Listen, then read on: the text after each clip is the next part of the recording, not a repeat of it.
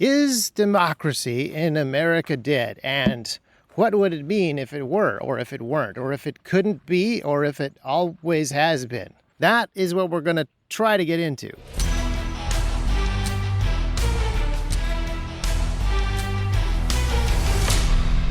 Welcome back to another T-Rex Talk. If you're like me, you are very ready to be done talking about Tennessee's special session, but I don't think we are. First of all, I'd like to apologize for not having an episode of T-Rex Talk last week, but the reason for that is kind of because we had 3 hours of T-Rex Talk the week before, and I was working on a 30-minute video about the special session, which is up now on the T-Rex YouTube channel. So if you want to dive deeply into what was going on during the special session, there are the 3 different live-streamed episodes from a week and a half ago. And if you want a half-hour overview, you can watch the YouTube video that is up now on the T-Rex channel. But I want to talk about some kind of underlying issues, stuff that came up in the special session, and either it wasn't germane to the main issue of gun control, or it was just really complicated to try to talk about. And I want to just get a little bit deeper in there. Also, this involved nuance. And whenever there's an issue that involved a lot of nuance, I think to myself,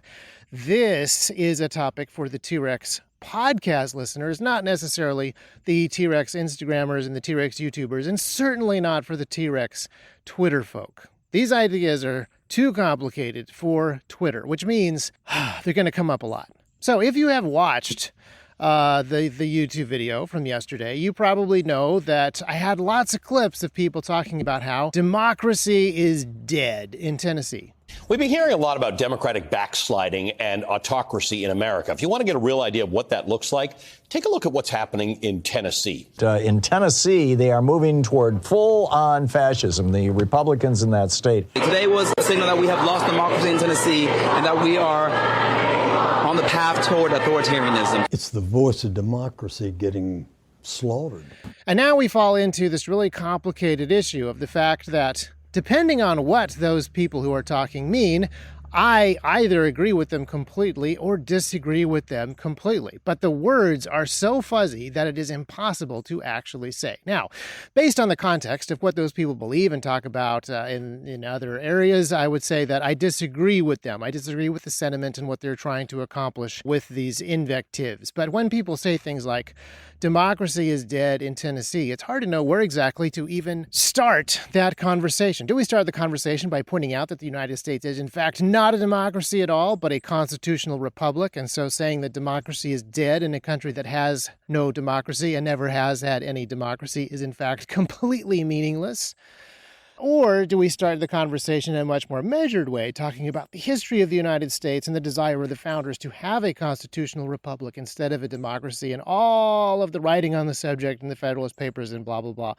Probably not. Or do we want to point out that even in this very fuzzy modern American definition of what democracy is, we do have elected officials, representatives of the people who win this kind of popularity contest of local elections, and then they go into office to do our political will. Like, even in that fuzzy definition of democracy, Tennessee is still a democracy, because what most people were complaining about on the floor is the fact that the Republicans have a majority. In fact, the Republicans have a supermajority. That meant that towards the end of special session, when the entire group of Democrats walked out of the House of Representatives, the Republicans still had a quorum and just kept doing business. So if that's your proof that America is not a democracy, I would say, no, those people were duly elected by the folks in Tennessee to go into Nashville and do that particular work.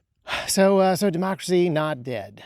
And a lot of these same Democrats are very, very happy with the single-party rule in places like California.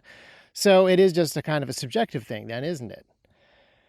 But then you also have to remember that this group of Democrats walked out of the House of Representatives last week because one of their member had been silenced. He was out of order. The rules said if you're out of order multiple times, then you're not allowed to speak for the rest of the day. So is the death of democracy when one party tries to uphold the rules that have been written down ahead of time? And remember, some of those rules were sort of special rules for the special session, the extraordinary session, but a lot of those rules that were being broken are the rules of Tennessee. Some of them are laid down in the Constitution. Some of them are laid down in other documents that go way back. They're not something that the modern elected Republicans have put into place simply to squash Justin Jones and Justin Pearson and future Justins that may arise. But if that's your definition of the death of democracy, then that kind of doesn't work either. Now, if you're just talking about authoritarianism in general, if you're talking about that kind of disturbing trend, then I am completely on board with the Democrats, but in the completely opposite direction that they would probably like to go. If the Democrats are claiming that the Republicans having a supermajority is undemocratic, then that is kind of hogwash, because as bad as election laws are here in Tennessee, I do think that the Republican supermajority represents the will of Tennesseans in a broadly democratic way pretty well. Nashville notwithstanding, but we'll get to that later. If they are arguing that upholding the rules that have been written down ahead of time is undemocratic, then I disagree with that utterly and completely. But if they want to make a larger argument that the Speaker of the House and other members of House leadership threw their weight around and were kind of mean to people, then I am with them 100%. But the people that they were throwing their weight around in front of and being kind of mean to were not Democrats, but Republicans. There were a few Democrats who were extremely loud and extremely disruptive, and they got, I would say, not quite enough censure or attention from the chair, or the different chairs, the different committees. But there were Republicans who wanted to adjourn the House at the very beginning of the session. There were 7 men who voted to adjourn, or technically they voted to make a motion to do this, to suspend the rules, to make another motion to adjourn. It's a multiple-step process. But the guys who were making the motion to adjourn were punished by House leadership. Some of them have had their committee responsibilities taken away. Some of them have had their chairmanship responsibilities taken away. Some of them have been told that they will never pass a piece of legislation in the House again because of this thing that they have done. That is a pretty authoritarian thing. You know, there's a bunch of people in House leadership. There's a bunch of rhinos, for lack of a better term, who are trying to do specific political gamesmanship things, and they are applying a lot of pressure to the guys underneath them to fall in line and vote some way other than their conscience. That is a very deeply problematic thing, and I think that people beneath them should push back against that. And I think that everybody, even Democrats, should point that out and cry foul, or at the very least, like say, hey, little less of that in here, please. But as near as I can tell, and I've been watching pretty closely, nobody on the Democrat side has actually pointed that out. Nobody has pointed out the way that some of the Republicans have been treated by House leadership in what I think is a pretty shameful way, and said, this is evidence of Cameron Sexton's wrongdoing. Which is a little bit funny to me because they are desperate to find evidence of Cameron Sexton's wrongdoing, but they're pretty much only looking at it in 2 specific areas. One, the fact that there is a Republican supermajority, and 2, the fact that he's been trying to uphold the rules on the floor, and then in doing so, he's kicked out Justin Jones a couple of times. There are also allegations of scandalous behavior and not living in the district for quite as many days as he is supposed to, and so forth and so on. Those get dredged up, but the way that he treats people within his own party is, I would say, completely ignored. And not just completely ignored, but people get details wrong. So, for example, Justin Jones got the majority of the attention from the media, and to be honest, he got the majority of the attention from me and T-Rex Arms, and it wasn't on purpose. I tried very hard not to talk about Justin Jones very much in the live streams, but every time we cut to footage from the floor, he was talking.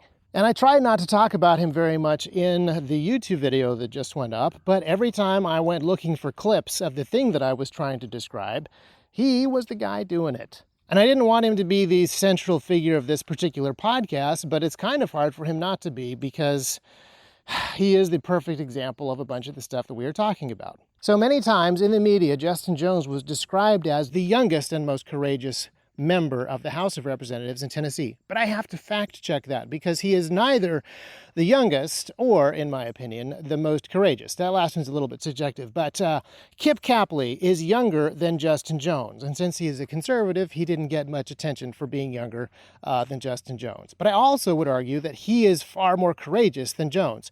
Jones got into a little bit of trouble on the floor, and he's going to be able to parlay that trouble into massive political gains and attention. He's probably going to get another White House visit. He might even get another photo shoot on the cover of Bazaar. Who knows what sort of heights he will rise to after that tiny, tiny slap on the wrist.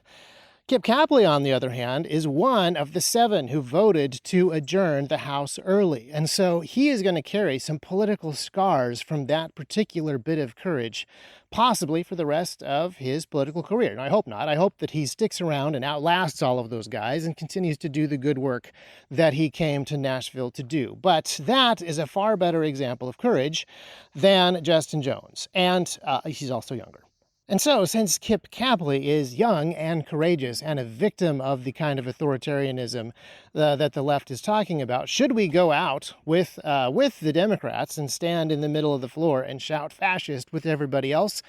Well, I think that the answer is no, partly because that isn't exactly what fascism is, but also because people will be very confused. They will see us standing arm in arm with Justin Jones, and they'll assume that we agree with him on all these different things, when it is actually, not all the things. I mean, the situation is very complicated with a lot of things going on, and everything that the media reports on or that other people are going to talk about is going to get simplified into something that can fit into an entire tweet. So, obviously, you don't go and chant fascist because the report is going to be something like, even Republicans can see that fascism is here. It's that level of reductionism is incredibly unhelpful. And it's really easy for you to end up being misrepresented and what you said misconstrued if you don't have the time to very carefully and deliberately make a case in a very complicated situation. And that's getting harder and harder to do in modern day, which is frustrating because there is a hilarious clash of misunderstandings and misrepresentations and misdefinitions of words that we should spend some time on. And in theory, it would be a great way to start some political conversations that actually go somewhere. Again, I'm going to play a Justin Jones clip because this right here is the perfect example of what I'm trying to talk about. And something that frustrates me is I don't even know how to talk about what it is that I'm trying to talk about, but every example that I find is an almost perfect example of this level of miscommunication that exists because the issues have become so complicated and emotional and tied to other things through tribal bonds that don't actually have any kind of connection to the issue at hand. So, one little bit of context. I forget which bill he is talking about in this clip, because there were 3 bills that do basically the same thing. They say, because school children are at risk, particularly in private schools, we're going to change the way that we do SROs so that it is easier to assign SROs to schools, and more people will be able to carry guns on school property. Retired law enforcement officers, off-duty law enforcement officers, and the 3 different bills kind of added extra people there. So Justin Jones is responding negatively to the idea that we should have more armed guards in schools, and this is what he said. What we saw through the research, Representative Sapicki, is that SROs, the presence of SROs, increased the rate of suspension, expulsion, arrests, and referrals to police, particularly for Black students and students with disabilities. I don't know if the intention of this bill is to do this, but it sounds like we are creating a police state. Now comes the complicated bit. Based on those words, I agree with Justin Jones 100%. I completely agree with him that having government education centers staffed with armed guards is one of the most police state things that you could possibly have. A perfect long-term solution is no government education centers whatsoever, thus getting rid of the entire issue. But I know that that's not where Justin Jones is going. That is not his intellectual thought process at this point. His point is that cops are authoritarian things that are bad when Republicans are in charge. He's not opposed to government education centers, and he's not really opposed to the other things that look like a police state. The only thing that looks more like a police state than government education centers with armed guards. Is armed guards and jackbooted thugs walking the streets disarming the populace? That is his solution to the fact that public schools with armed guard looks a little bit like a police state. And now I'm kind of between a rock and a hard place, because on paper, based on the words that Justin Jones said, we have the beginnings of a very interesting conversation, and I am on board with Brother Jones. But when it comes to what he is attempting to do and the sentiment that he has, and the fact that he doesn't really know what a police state is or what fascism is, we don't really have the ability to have that conversation. And we live in a world with a lot of problems. We have a gigantic state already. And unwinding that thing to the point that we no longer have government schools is not going to happen overnight. But putting a few more guards in schools is something that we could do over the next week. And as long as the land is just crawling with school shooters, which Moms Demand Action would want you to believe, putting a few more armed guards at schools is going to do an awful lot of good. There is plenty of evidence about this, but one of the best examples is the Nashville shooter herself. She actually went to another school before Covenant, saw that there were active protective measures in place, skipped it, and went to Covenant. So, within the one school shooting that we were talking about in the special session, there is tremendous evidence that armed guards do protect children. Now, agents of the state don't always do their job super well. Police officers are not required to protect people. The Uvalde shooting is a great example of how that is not enough. And the Parkland shooting is a great example of how that is not enough. And these are arguments that parents should be augmenting the protection of the state and looking after their own children themselves with the best possible tools to do that job, which would, of course, be firearms, because it's not the 1400s anymore. But rather than launch into that thing right now, I would say let's make it easier for private schools to get armed guards now. Let's make it easier for more armed people to be near schools to protect the children inside. And let's unwind the whole government education thing down the track. Not during the special session. And so we find ourselves in this very difficult position of a complicated issue with many layers being reduced down to one thing. Justin Jones saying that he would like to avoid the appearance of a police state, and I'm right there with him. But then demanding that we do something that is much more akin to what police states do, and I am back out. Then there's the fact that the media covers this really, really poorly, and then there's the fact that nobody pays very close attention to what the media is doing. And is this even worth bringing up anywhere other than an incredibly long-winded podcast where we can dive into all of these rabbit holes?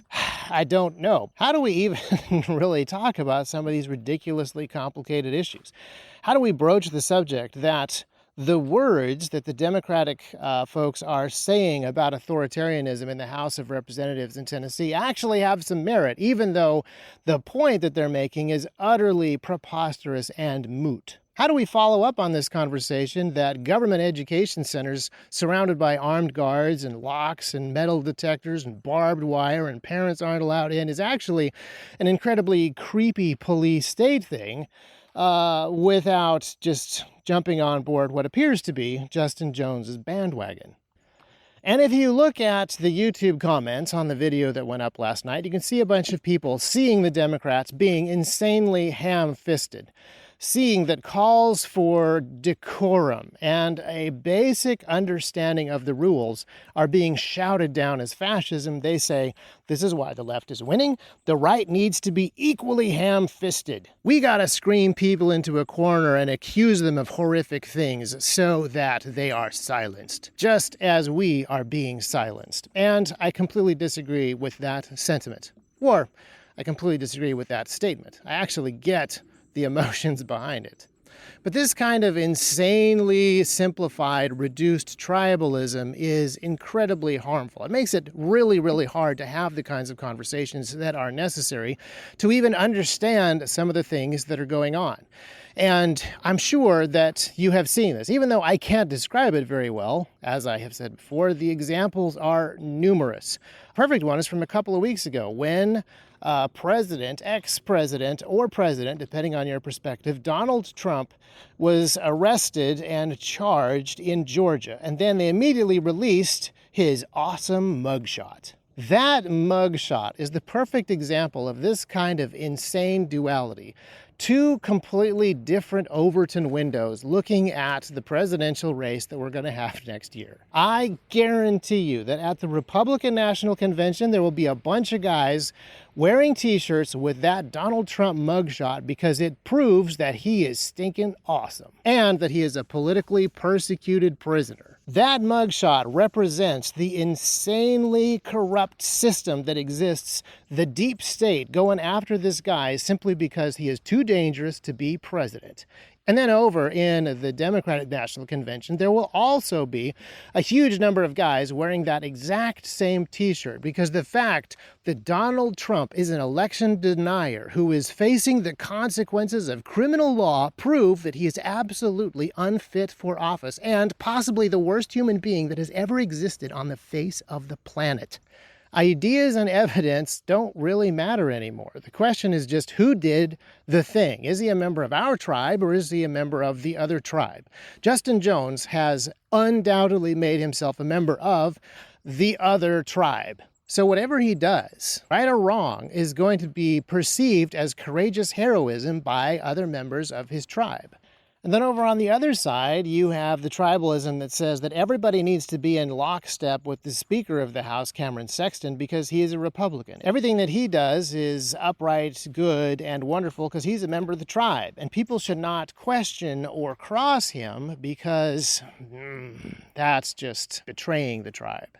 And again, I don't want to pick on Cameron Sexton any more than Justin Jones. In many ways, they are suffering under the system of tribalism as much as anybody. They didn't necessarily build this reductive system. They are just in it, trying to benefit from it by being good pragmatists, but ultimately suffering because it clouds their judgment and their ability to understand things as much as anybody's. Cameron Sexton is so affected by the tribalism of the Republican Party, but also the tribalism of Nashville versus Tennessee and Tennessee politics in general, that he has taken some of the bravest, most courageous, most loyal people in the House of Representatives, guys that could have been an insanely good asset to him if he were trying to do the right things, and kicked them to the curb because he wants to do the political gamesmanship thing that tribalism requires over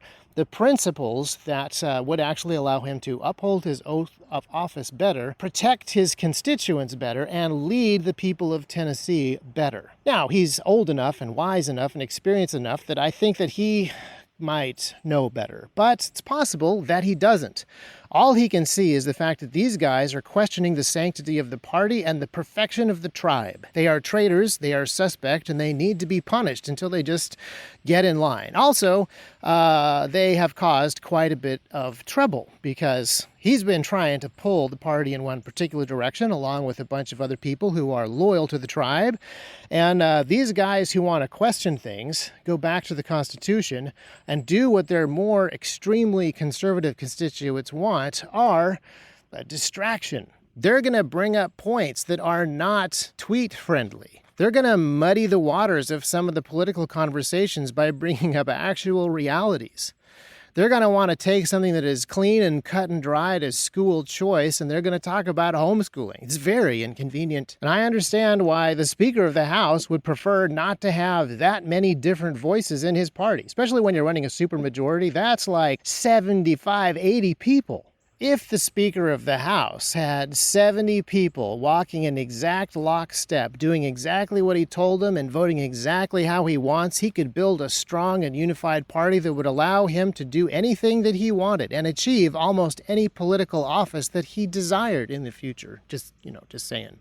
And when people have different information or different perspectives or different views or different priorities, they're going to call into question some of the tribal ideals. And to be honest, that happens on the Democratic side as well, just not as much and just not as loudly, because the Democrats, I think, have been pointing out which are the sacred cows that you absolutely cannot possibly touch. You cannot possibly touch the sacred cow of abortion, homosexual marriage, and now trans stuff, even though I know lots of Democrats, even Democrats who hold elected office, who really are uncomfortable with some of these things. But they are quiet about it because the demarcation lines are very clear, and they get to argue about some other stuff. Now, Justin Jones, on the other hand, feels like a pure tribalist. And why shouldn't he be? Because he is on the fast track to tribal leadership.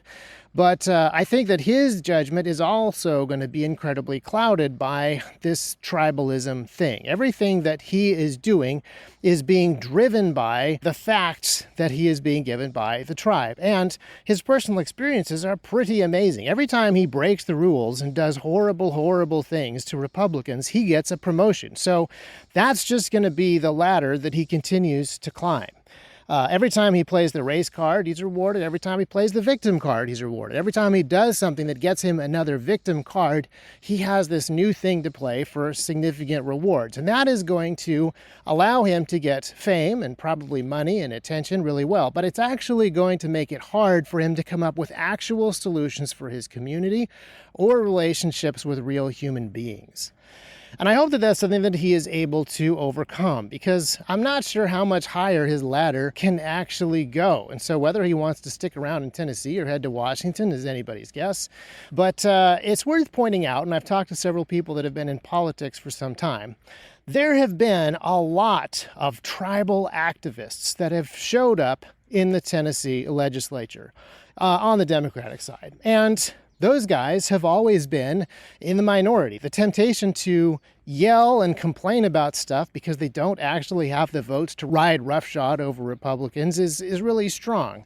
But about 50% of them stop being firebrand activists and start being guys who are actually there to do the work of legislating. The fact of the matter is that Tennessee is not a huge state, but the state of Tennessee, that state apparatus is big enough and complicated enough that the legislators actually have quite a bit of work to do just to keep the wheels running. Even if you are a small state person like myself, or I think like several of the Republicans in office, that is something that you have to wind down slowly, not just immediately blow the wheels off with dynamite or anything like that. And there's just a lot of stuff that needs to be done. And when some of these firebrand activists, Democrats, get in there, and they actually do want to make a difference, they actually do want to serve their constituents, and they start to work on some of the actual bills, and they develop personal relationships with other guys on the Hill, even guys who happen to be Republicans, they actually try to figure out how can we do what is important. And they stop being that kind of firebrand activists who just want to burn the whole thing to the ground so that they can level up to the next political office. And we need Republicans who act the same way. Now, it's less obvious. When a Republican wants to burn down his political office so that he can advance to the next one, it isn't quite as spectacular as on the left. And it doesn't get quite as much media attention. But it definitely happens. There is a very definite difference between guys who get into politics on the right to serve the tribe and get to the head of tribal leadership versus the people who get there because they actually want to serve. And the more fragmented and tribal and simplistic and ham-fisted that we get, the easier it is for us to go chant behind the guy who wants to be the head of the tribe than it is to support the guys that are actually doing the work. So I have 2 homework assignments for you that are going to be kind of tricky to figure out. The first is get out of your tribe. Now, when I say that, I don't know exactly what that is going to look like. It doesn't mean stop voting Republican. What it does mean is stop mindlessly voting a straight Republican ticket. It means figure out what is actually right. I'm not asking you to jump to the middle of the road or to be a centrist. But my point is that we should be really thinking very hard about what is right in all these complicated issues and not just jump to the simplicity of the tribal goal. And in my opinion, doing what is actually right isn't going to take you more to the middle, even though you will find many things that the Democrats that are saying are good and right. Where going to what is actually right is going to do is it's probably going to take you further right than the current Republican tribe. Which brings me to my second assignment, which is we need to focus on doing what is right, period. Not being middle of the road. This is one of the problems that the Rhino tribe falls into occasionally. There's this idea that if they do some middle of the road thing, they will win the support of both sides of the fence. And that's not what happens. To mix the metaphors, they stand in the middle of the road and they get hit by traffic from each side. That is what happened to Cameron Sexton and other members of the Republican leadership. There was absolutely nothing that they could do to win the favor of support of the Democrats besides maybe total gun confiscation in Tennessee. And even then, they probably wouldn't have won any accolades from the left because they're still part of the wrong tribe. They still are elephant tribe. They still are evil personified. There is no way to placate the other side when we're doing tribalism instead of principle. And so the second homework assignment is to be principled and not just be middle of the road. Never take this compromised position because you're trying to curry favor with either tribe. Do the principled thing, even though we understand that it's going to be an uphill struggle and you're actually gonna have rocks thrown at you from each tribe. Now, I hope that we're kind of done with the special session now. There's been a whole bunch of time that I have spent following it and working on different things, and now there's been a whole bunch of content created about it by T-Rex Arms, but it would be really nice to do something else for a bit. Unfortunately, it is already September, and regular session begins in January, and a bunch of the things that I've been talking about here in Tennessee are going to happen near you. So keep your eyes open. And also next year is an election year. Everything gets cranked up to 11 in election years, so watch very closely for this stuff going on. And again, I don't have a good word for it. Is it projection when the left accuses the right of totalitarianism because the left isn't allowed to have total control? Is it a rejection of reality when the left says that not disarming people is fascism? I have no idea what to even call this thing, but the examples of it are so many that we should probably come up with some sort of word. I'll give you another example. Gloria Johnson is running for office against Marsha Blackburn. This would be a rep in the United States House of Representatives from Tennessee. And Gloria Johnson's whole point is that Tennessee deserves better than Marsha Blackburn because Marsha Blackburn doesn't adequately represent Tennessee. Now, the reason that she says this is partly because of a Republican-Democrat tribal thing, but it's also a Nashville versus Tennessee tribal thing. The fact of the matter is, I think Marsha Blackburn actually represents the majority of Tennessee voters really, really well, but she doesn't represent Nashville. Even though I'm sure that Gloria and Marsha would have a lot of things in common, they're from multiple different opposing tribes, depending on how you slice it. And that means that Marsha has to go. And also, Gloria has an opportunity. She's trying to ride the coattails of the Justins into national prominence and parlay that into a new political position. And one of the things that she believes in, being a good Democrat and a good tribal member, is lots and lots of government assistance, massive increases in government size and control. And because of this, Marsha Blackburn has pointed out that she is a socialist, just in a sort of dismissive way. And one of our fine Tennessee institutions, actually it's not an institution, it's just a guy with a Twitter channel called Tennessee Holler, made a huge list of things that are not socialism because Marsha Blackburn is an idiot for being in the wrong tribe. The hilarious thing is that his entire list of things that aren't socialism are things like distribution of wealth isn't socialism. Socialized medicine isn't socialism. Centralized resources that are distributed according to the political party's desires are not socialism. I'm slightly paraphrasing, but everything on his list that Gloria Johnson wants to do is, by this guy's definition, not socialism, even though if you go to any modern dictionary, even garbage modern dictionaries that change the words constantly so that language can be kept up to date with Newthink and Newspeak, they will point out that almost everything that is on her campaign platform does fall under the definition of socialism. The tribal divisions are so important that even basic language comprehension has to be sacrificed on the altar of those sacred cows. It's easy to see this when the left does it. It's harder to see it when the right does it. But this is exactly the sort of thing that we need to be learning how not to do. Not to participate in it, not to encourage it, not to be hoodwinked by it. Either way. I still don't have a good name for this thing, though. Clown World Syndrome. Are these people alternative reality enjoyers? Is this just postmodernism fully realized? Let me know in the comments over on Spotify or by email if you have a good word for this thing that we're talking about. Mass psychosis. Maybe it's that one.